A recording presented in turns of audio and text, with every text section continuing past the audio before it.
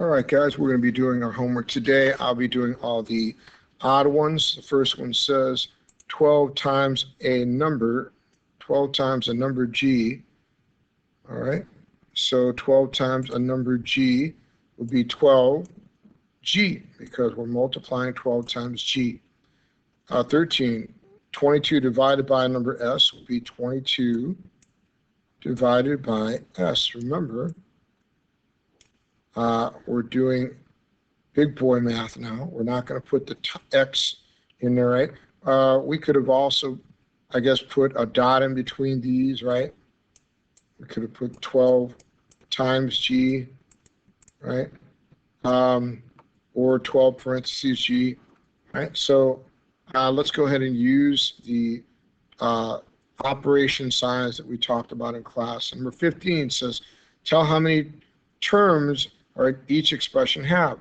We have one negative sign here, so this is the term 5 and this is the term G. There are two terms here. We have a plus sign and a multiplication sign here, so this is two terms. Okay, this is the term V over E, and then 2 times 5 over here for another term.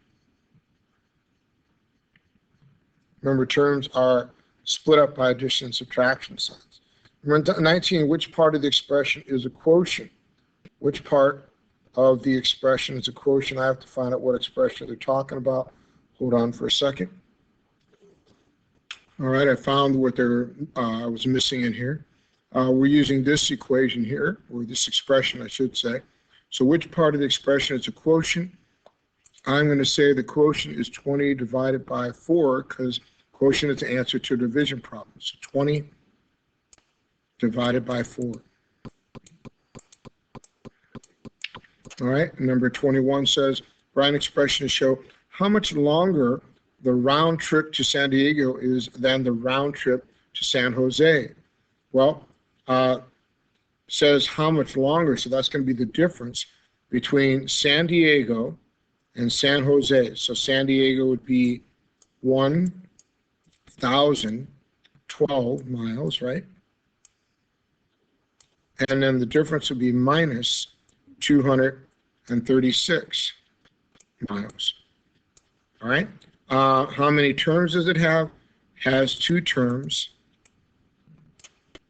The first term is 1,012. The second term is 236. They are separated by the operation, which is subtraction.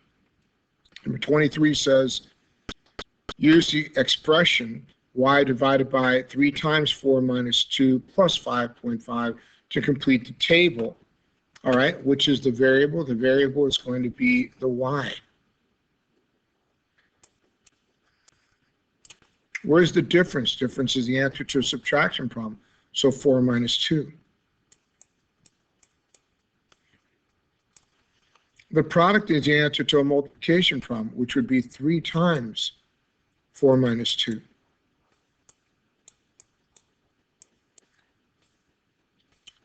And the constant numerical value would be 5.5 because that never changes. All right, and we're down to number 25. Anthony says that the expression ABC has 3 terms because it uses 3 different variables. Critique Anthony's reasoning and explain. He's wrong, okay? And I'm going to type that here. He is wrong. There is only one term there because there are no addition or subtraction operations involved. All right, let's go to number 27, high order thinking question. Some students equally share 2 baskets of oranges. Each basket has 12 oranges. All right, so they share 2 baskets. Each basket has 12 in it. All right, write an algebraic expression to represent this situation. If they're sharing, we're dividing it by 2, right? And I can say if the, let's see, each basket has 12 oranges in it. So some students equally share 2 baskets of oranges. So some students, oh, I'm sorry. We don't know what some students are. So I'm guessing that would be the variable.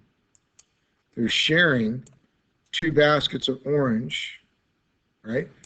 That each have 12 oranges in it.